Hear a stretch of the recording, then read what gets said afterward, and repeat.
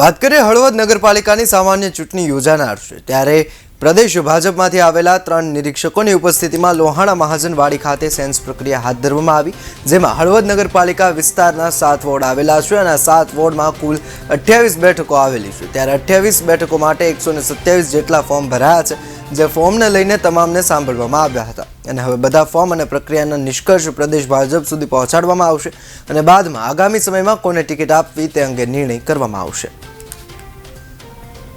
હળવદ નગરપાલિકા સામાન્ય ચૂંટણી 2025 અંતર્ગત આજરોજ જે સેલ્સ પ્રક્રિયા હાથ ધરી હતી, જેમાં પ્રદેશ દ્વારા નિયુક્ત થયેલ આપણા નિરીક્ષક ડૉક્ટર તેજશ્રીબેન પટેલ, બ્રિજરાજસિંહ ઝાલા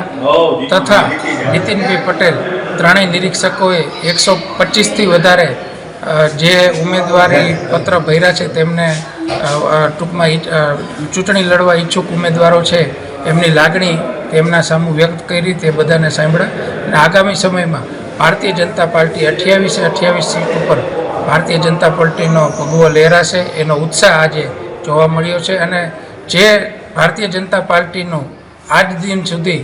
એક એના સંસ્કાર છે કે ટિકિટ માંગવાનો દરેક કાર્યકર્તાને અધિકાર છે, પરંતુ જે કાર્યકર્તાને ટિકિટ મળે એને જીતાડવા માટે તમામ કાર્યકર્તાઓ કામે લાગી જતા હોય છે।